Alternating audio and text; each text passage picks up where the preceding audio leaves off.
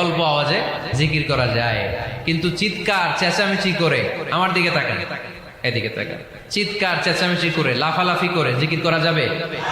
জিকির করতে করতে প্যান্ডেলের বাঁশের মাথায় ওঠা যাবে? যিনি জিকির পরিচালনা করতেছেন ওনার ঘাড়ে ওঠা যাবে?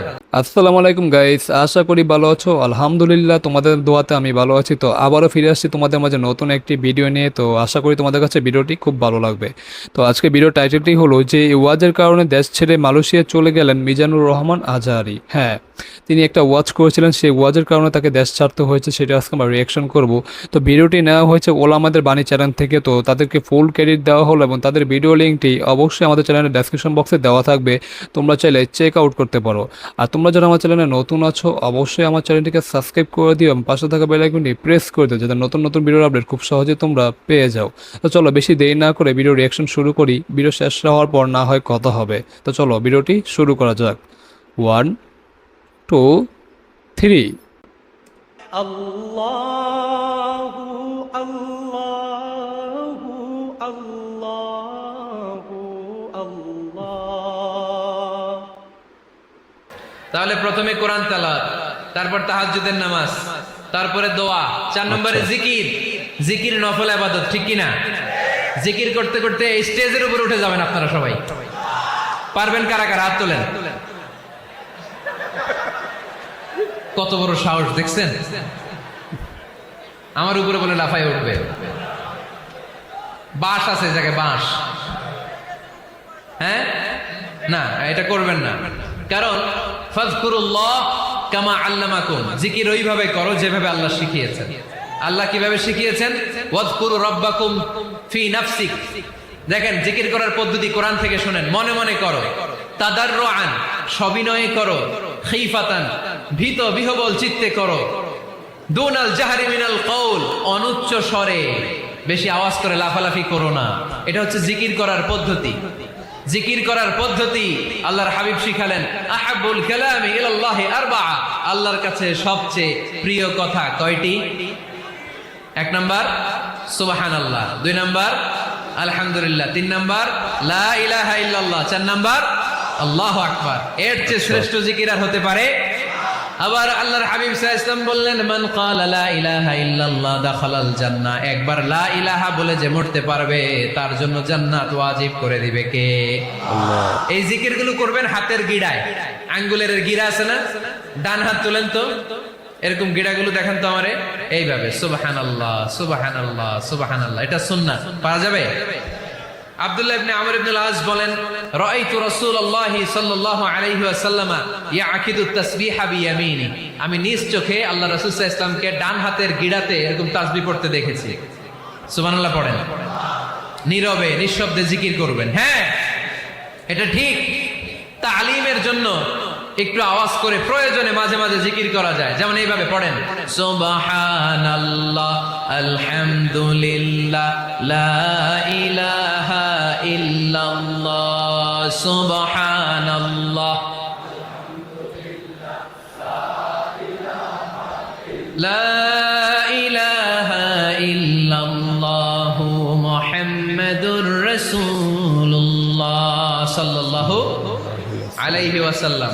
এই যে আপনাদেরকে এখন আমি তালিম দিলাম, এই তালিমের উদ্দেশ্যে সুন্দরভাবে অল্প আওয়াজে জিকির করা যায়, কিন্তু চিৎকার চেঁচামেচি করে, আমার দিকে তাকান, এদিকে তাকান, চিৎকার চেঁচামেচি করে লাফালাফি করে জিকির করা যাবে?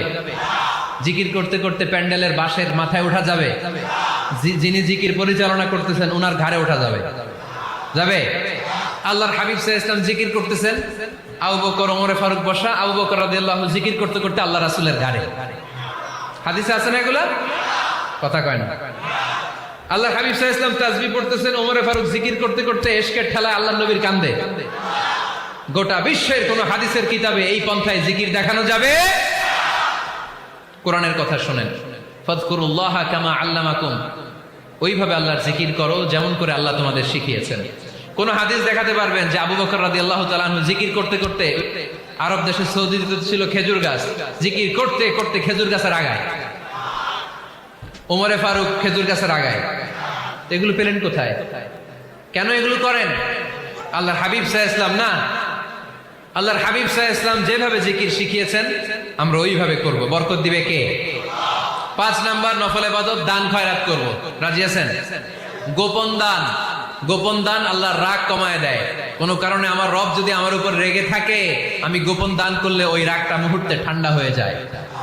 আল্লাকা সিররুন ইনদাল্লাহ বাইনাকা আনতা ওয়া বাইনাল্লাহ, আল্লাকা সাদাকাতুন তাখফা লা ইয়ালামুহা ইল্লাল্লাহ, আল্লাকা সিররুন ইনদাল্লাহ বাইনাকা আনতা ওয়া বাইনাল্লাহ, আল্লাকা সাদাকাতুন তাখফা লা ইয়ালামুহা ইল্লাল্লাহ। সুবহানাল্লাহ পড়েন।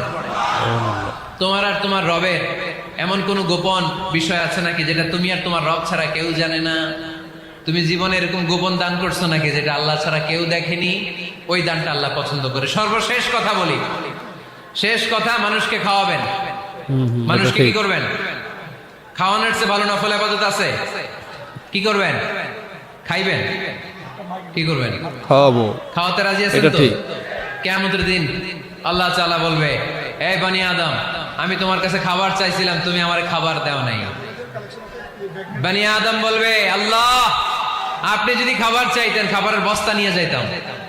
আল্লাহ তাআলা বলবেন, এই যে না খেয়ে থাকা পথ শিশুগুলো, শীতের রাতে শুয়ে থাকা না খেয়ে থাকা শিশুগুলো খাবার চেয়েছিল, তুমি খাবার দাও নাই, ওদেরকে খাওয়ালেই আমি আল্লাহকে খাওয়ানো হয়ে যেত। আচ্ছা, আল্লাহু আল্লাহু আল্লাহু আল্লাহ। তো যাই হোক গাইস, ভিডিওটি এখানে শেষ হয়ে গেল। হ্যাঁ, ইসলামিক টিউন যেটা ছিল আল্লাহু আল্লাহ, যে এই গজলটা আসলে আমার কাছে মানে অত্যন্ত একটা প্রিয় গজল, তার জন্য এটা আমার কাছে মানে এই গজলটা মানে শুনলেই মন মুগ্ধকর হয়ে যায়। তো আজকে ভিডিওটাই ছিল মানে আজারি সাহেব যে কথাগুলি বলল, মানে ওয়াজ করে অনেকে ওয়াজ করতে করতে মানে বাসের উপর উঠে যায়, যেটা আসলে ঠিক না। হ্যাঁ, একটা দরবার আছে, তারা ওয়াজ করতে করতে মানে তাদের কিছু ভক্ত আশেকান আছে, তারা ওয়াজ করতে করতে বাসের উপর উঠে একদম কি বলবো মানে বাসের উপর উঠে ওয়াজ করা মানে কি বলবো মানে কি সরি মানে বাসের উপর উঠে জিকির করে, সরি গাইস, মানে জিকির করতে জিকির করতে করতে তার ভক্ত আশেকান মানে ওই বাস বেয়ে বেয়ে উঠে গেছে, একটা অবস্থা। তবে আমি কিছু কিছু হুজুর কাছে শুনছি, মানে তুমি এমনভাবে জিকির করো যাতে মানুষ তোমাকে পাগল বলে, মজনু বলে, কারণ ওরকমভাবে জিকির করা আল্লাহ তাআলা মানে পছন্দ করে। এটা আমি কিছু মানে মানে কি বলে কিছু হুজুরের কাছে শুনছি, এটা সত্য কথা। বাট উনি যেসব বলছে ঠিক আছে, কিন্তু উনি যে একটা উদাহরণ দিল না, যে মানে মানে আমার নবী করিম সাল্লাল্লাহু আলাইহি ওয়াসাল্লাম জিকির করতেছে, এর মধ্যে আবু বকর আস্তাগফিরুল্লাহ ভুলে গেছে গাইস, সরি মাফ করো, মানে আবু বকর রাদিয়াল্লাহু তাআলা আনহু তিনি জিকির করতে করতে নবীজির গাড়ে উঠে গেছে, ওমর রাদিয়াল্লাহু তাআলা মানে জিকির করতে করতে নবীজির গাড়ে উঠে গেছে। এরকম উদাহরণটা না দেওয়াটা ঠিক মানে মানে একেবারে মানে যে উদাহরণটা দিছে এটা আমি তার সাথে একমত। হ্যাঁ, তিনি এটা উদাহরণ দিয়ে বুঝিয়েছেন যে এভাবে জিকির করা যাবে না, কিন্তু তাই বলে আমার নবীজি মানে নবীজি সাল্লাল্লাহু আলাইহি সাল্লামকে নিয়ে যে মানে এইভাবে উদাহরণ দেওয়াটা কি আসলে ঠিক, বা এগুলো কি মানে তার শানে যায়? এটা কি আসলেই মানে কি বলো তোমার? দেখো, যেই নবীর কারণে সকল দুনিয়ার সৃষ্টি, বা যেই নবীর জন্য সকল নবীর জন্য মানে নবীগণ পাগল ছিল, মানে আমার নবীজির উম্মত হিসেবে আসতে চেয়েছিল, কিন্তু আল্লাহ সাল্লাহ শুধু একজন নবীর কথাই শুনেছে, সেটা হলো ঈসা আলাইহিস সালামের, যিনি আমার নবীজির উম্মত হয়ে আবার পৃথিবীতে আসবেন এবং আমাদেরকে আবার কি বলে দাজ্জালের হাত থেকে মুক্ত করবেন। তো সেই নবীর শানে এভাবে কথা না বলাটাই আমি মনে করি কি বলে যুক্তিসঙ্গত হবে, কারণ নবীজির শানে আপনি হ্যাঁ নবীজিকে নিয়ে আপনি উদাহরণ দেন, কিন্তু এইভাবে মানে গাড়ে উঠে যাওয়া এটা আসলে মানে একটা বেমানান, মানে এই শব্দটা আসলে আমার নবীজির শানে যায় না। এটা আমি একটা ক্ষুদ্র জ্ঞানে করে বললাম। এখন তোমরা তোমাদের মতামত জানাবা অবশ্যই কমেন্ট করে। যদি আমার কোনো ভুল হয় অবশ্যই তোমরা ক্ষমা দৃষ্টিতে দেখো, কিন্তু আজার হিসাব যেটা বলতে ঠিক আছে, ওনার কথা আমি ধরে নিলাম, কিন্তু তাই বলে আমার নবীজির শান এভাবে বলবে, এটা বলাটা আসলে ঠিক না, কারণ আমার নবীজির শান এটা যায় না, কারণ আমার নবীজি কোনো সাধারণ মানুষ না। আর আমাদের নবীজি, আমার নবী হলো সকল নবীদের নবী, সকল রাসূলেরও রাসূল, যে নবীর জন্য সকল রাসূলগণও পাগল ছিল, সকল নবীগণও পাগল ছিল।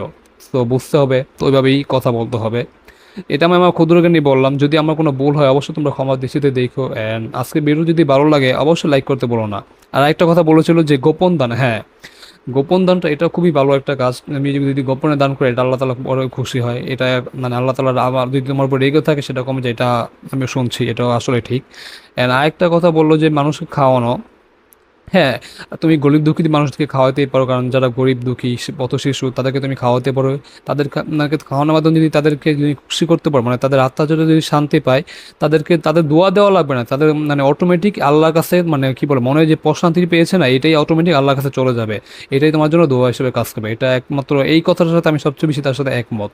তো এটা অনেক হুজুর এখন বলে যে মানে বিরিয়ানি মানে কি বলে এইগুলা খাওয়া মোয়া এগুলো আসলেই জায়েজ না ইত্যাদি অনেক হুজুরই বলে। বিশেষ করে লাভ মাজাবি দ্বারা মানে লাভ মাজাবি টাইপের হুজুর যারা তারা এইসব বলে যে খাওয়া মোয়া এইসব এগুলা কি, কিন্তু না আসলে যদি আমি মানুষকে খাওয়াই বলতে মানে কি, যারা মনে করো গরিব শিশু বা গরিব পথ শিশু বা কি বলে যাদের কোনো খাবার দাবার মানে খাওয়ার মতো ওরকম যোগ্যতা নেই, কিন্তু আমরা তাদেরকে খাবার দাবার দিয়ে যদি তাদের মনে আত্মা প্রশান্তি যদি আমরা কি বলে তাদেরকে আত্মা যদি খুশি করতে পারি, তো ওইটাই আমাদের জন্য দোয়া হিসেবে কাজ করবে। তো যেটা আমি তার সাথে মানে আজহারি হুজুরের সাথে একমত। তো যাই হোক, ভিডিওটি যদি ভালো লাগে অবশ্যই লাইক করে দিও আর ভিডিওটি শেয়ার করে দিও যাতে তোমার বন্ধু বান্ধব সবাই দেখতে পারে। তো আজকে এই পর্যন্ত, দেখা হবে নতুন কোনো ভিডিওতে, সে পর্যন্ত তোমরা ভালো থাকো। আল্লাহ হাফেজ।